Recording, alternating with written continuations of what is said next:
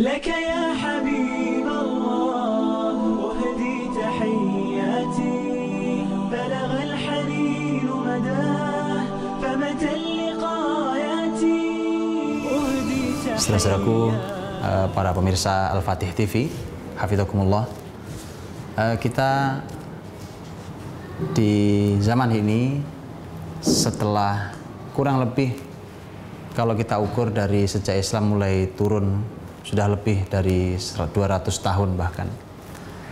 Seiring dengan itu, maka kemudian muslimin mulai jauh dari literaturnya. Perlu kita ketahui bahwa itulah literatur-literatur yang dibuat oleh para ilmuwan, oleh para ulama, yang ilmu itu bukan hanya hidup zaman itu. Hari ini pun bahkan mencoba untuk dihidupkan lagi dan masih layak untuk hidup hari ini. Maka itu artinya bahwa umat ini akan bangkit ketika kembali kepada literatur-literatur itu. Tentu literatur itu ujungnya dua hal, yaitu kalimat Rasulullah SAW, taraktu fikum amroini ma in tamassaktum bihi ma lan tadillu ba'di kitabullahi wa sunnati. Ya, ada kitabullah, yaitu Al-Quranul Karim, dan sunnah Rasulullah SAW. Dari situlah kemudian para ulama melakukan analisa, meneliti, dan seterusnya.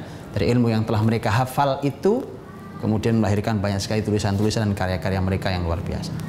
Untuk itulah kita harus mencoba untuk kembali membuka sesuatu yang sudah dikubur atau sengaja dikubur itu.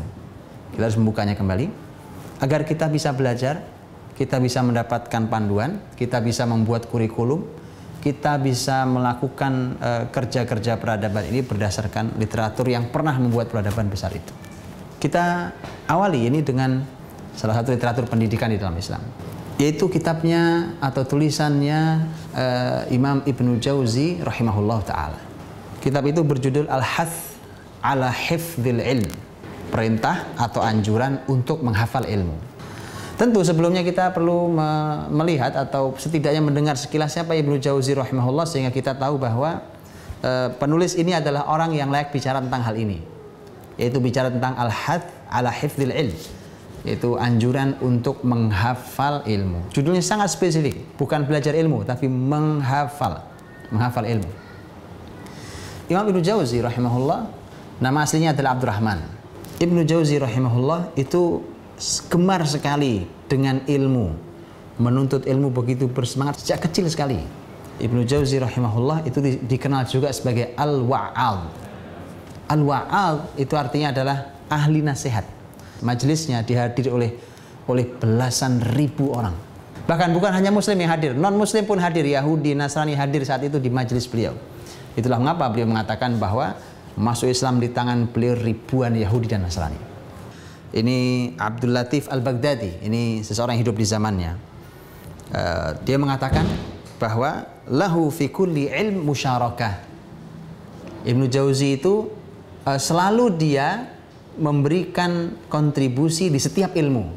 Di setiap ilmu dia selalu ada kontribusinya. Lakinnahu kana fit tafsir minal a'yan.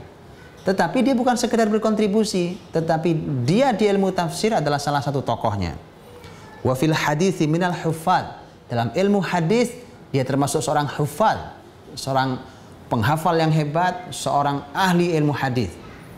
Wa fit tarikhi minal mutawassi'in. Dalam ilmu sejarah, tarikh, dia termasuk orang yang sangat luas wawasan sejarahnya. Waladaihi fiqhun kafin, dan dia juga punya ilmu fikih yang sangat cukup. Orang yang seperti inilah yang akan menyampaikan ilmu di dalam bukunya ini, Al-Hath ala Hifdzil Ilm, anjuran untuk menghafal ilmu. Imam Ibnu Jauzi rahimahullah mengatakan dalam muqaddimahnya, Alhamdulillah alladzi ja'alana bi in'amihi 'alaina khaira ummah. Segala puji bagi Allah yang telah menjadikan kita dengan kenikmatan yang diberikan kepada kita sebagai umat terbaik. Wa manahanal anfah minal jahl wa 'uluwal himmah. Dan dialah Allah yang telah memberikan kepada kita sebuah sikap yang tinggi agar kita terjauh dari kebodohan, juga sebuah tekad yang tinggi. Wa razaqana hifdzal Qur'ani wal 'ulumil muhimmah. Dari awal beliau sudah mengatakan ini.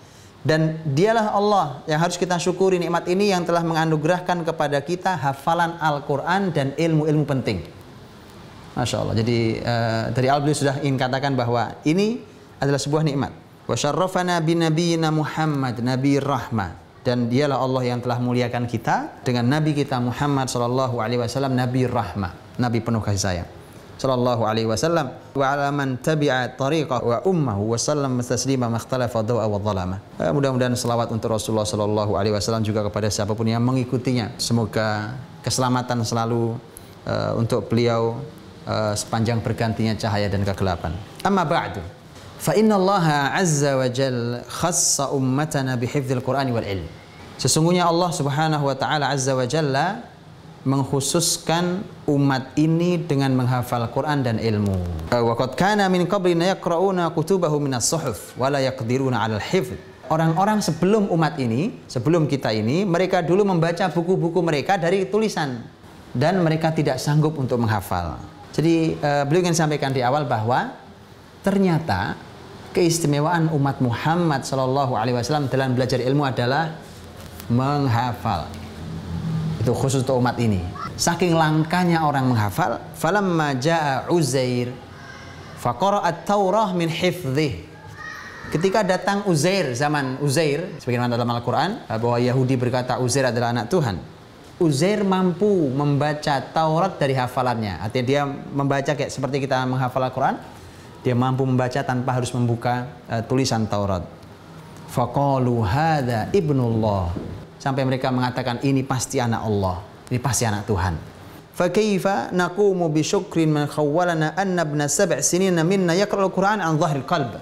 Kemudian beliau ingin mengatakan bahwa sekarang coba bisa bayangkan bagaimana kita harus bersyukur bahwa kita ini generasi umat Muhammad, Masya Allah, ada yang hafal Quran di usia 7 tahun. Jadi beliau mengatakan nampaknya usia 7 tahun memang usia yang pertama adalah usia yang memang terjadi zaman dahulu menghafal Al-Quran bahkan hari ini, dan juga sesuatu yang sangat istimewa. Bayangkan Al-Quran 30 juz, sebanyak itu dihafal anak usia 7 tahun. Thumma laisa fil umami mimman yanqulu an nabihi aqwalahu wa fa'alahu ala wajhin yahsulu bihi thiqah illa nahnu. Kemudian tidak ada umat-umat sebelum kita, ini kata beliau, umat sebelum umat Muhammad SAW yang menyampaikan perkataan Nabi mereka atau perbuatan Nabi mereka, mengisahkan itu yang kita sampai yakin apa betul itu pernah disampaikan oleh Nabi mereka, kecuali kitalah orang yang sanggup menghadirkan itu dengan meyakinkan. Fa innahu yurwal hadits minna khalif an salif. Bahwa hadis itu diriwayatkan dari orang dulu terus sampai berurutan. Wa yanzuruna fi thiqatir rawi ila an yasil amr ila Rasulillah. Mereka akan terus memperhatikan apakah perawi ini bisa diterima atau tidak bisa diterima, thiqah atau tidak thiqah, sampai kemudian betul-betul hal ini sampai benar bahwa ini Rasul yang menyampaikan, benar bahwa ini Rasul yang mengerjakan. Wasail umam yarwun ma yadhkurunahu an sahifa wa la yadri man katabaha wa la ya'rif man naqalaha. Umat-umat sebelum kita gitu, mereka ketika menyampaikan sebuah ilmu dari tulisan atau dari buku, mereka tidak tahu ini buku siapa yang menulis sebenarnya. Mereka tidak tahu buku ini sebenarnya didapat dari mana. Beliau katakan wa hadhil minhatil azimah naftaqiru ila hifdhiha. Ini adalah kenikmatan sangat besar dari Allah yang harus kita jaga. Harus kita jaga wa hifdhiha bidawamid dirasah liyabqal mahfuz, dan kita harus menjaganya dengan terus mempelajarinya agar dia terus terjaga. Waqad kana khalqun katsir min salafina yahfazuna al-katsir min al-amr. Orang-orang terdahulu yang sebelum kita, mereka menghafal sangat banyak ilmu. Fa'al amr ila aqwam yafirruna min al-i'adah mailan ila al-kasal. Kemudian semakin ke sini, kemudian banyak yang lari dari menghafal ilmu itu karena mereka malas. Fa idza ihtaja ahaduhum ila mahfuz lam yaqdir alaihi. Jadi ketika mereka memerlukan hal ilmu apa atau mereka ingin menghafal, mereka sudah tidak sanggup lagi karena mereka malas menghafal. Wa laqad ta'ammalt 'ala al-mutafaqih annahum yu'iduna ad-dars marrataini aw thalathan. Dan saya memperhatikan bahwa mereka-mereka yang sedang belajar, mereka mengulangi pelajaran mereka 2 kali, 3 kali. Fa idza marra 'ala ahadihim yauman nasiya dzalik. Kalau kemudian 2 hari saja berlalu, dia sudah lupa ilmu yang kemarin dipelajari. Wa idza iftaqara ila syai' min tilkal mas'alah fil munadhara lam yaqdir 'ala dzalik. Kemudian saat dia memerlukan hal itu untuk munadhara, untuk berdebat atau untuk menyampaikan kepada orang lain, dia tidak sanggup untuk menghadirkan ilmu itu. Karena ilmu itu sudah dia lupakan. fahadhahaba zamanul awwal nayi'a wa yahtaj an yabtadi al-hifz lima taiba fihi awalan wasabab annahu lam yuhkimhu. Jadi ini artinya bahwa beliau ingin menyampaikan bahwa harus dimulai dari menghafal, ya, dan menghafal ini harus betul-betul baik. Walamma ra'aitul kasal mustawliyan 'ala al-mutasyaghilin bil 'ilm wada'tu hadzal kitabi muharridan lahum 'ala al-ijtihad. Ketika saya melihat bahwa para mereka-mereka yang belajar ilmu sudah mulai malas untuk menuntut ilmu, untuk menghafal, maka saya tulislah tulisan ini. Nah, dari sini kita tahu bahwa Imam Ibnu Jauzi rahimahullah menyampaikan banyak hal dalam muqaddimahnya. Bahwa pertama beliau ingin menyampaikan bahwa umat Muhammad Allah berikan berbagai macam keistimewaan yang tidak ada pada umat sebelumnya. Dalam masalah ilmu contohnya, para ulama hadis mengatakan bahwa keistimewaan umat ini adalah sanad atau nasab. Nah, sanad itulah yang ternyata kelebihan umat Muhammad SAW. Termasuk dalam hal ini ternyata menghafal menurut Ibnu Jauzi adalah merupakan keistimewaan umat ini. Begitu juga yang lainnya, bahwa ternyata menghafal, Ibnu Jauzi mengatakan suatu yang hal yang istimewa, ya, bahkan ajaib. Zaman dahulu tidak ada orang menghafal seperti hari ini kita menghafal, ya, kata Imam Ibnu Jauzi. Sehingga umat ini harus didorong dan tidak boleh malas untuk menghafal ilmu mereka. Ini muqaddimah. Buku ini beliau tulis ketika melihat kemalasan itu mulai menghantui para penuntut ilmu, atau bahkan hari ini bukan zaman beliau kemalasan itu penyebabnya, tapi bisa jadi hari ini bukan kemalasan. Hari ini adalah kemalasan yang bertemu dengan penelitian, bisa jadi. Ketika ada umpamanya sebuah konsep di mana menghafal ternyata tidak baik, ketika menghafal ternyata tidak ramah otak dan seterusnya, maka kemudian nanti kita akan terus membaca dalam buku Ibnu Jauzi ini apa yang ingin beliau sampaikan tentang menghafal ini, kapan memulainya, seperti apa dan seterusnya, beliau akan menyampaikan. Wallahu a'lam bishawab. Laka ya habiballah hadi tahiyyati balagha al-hanin madan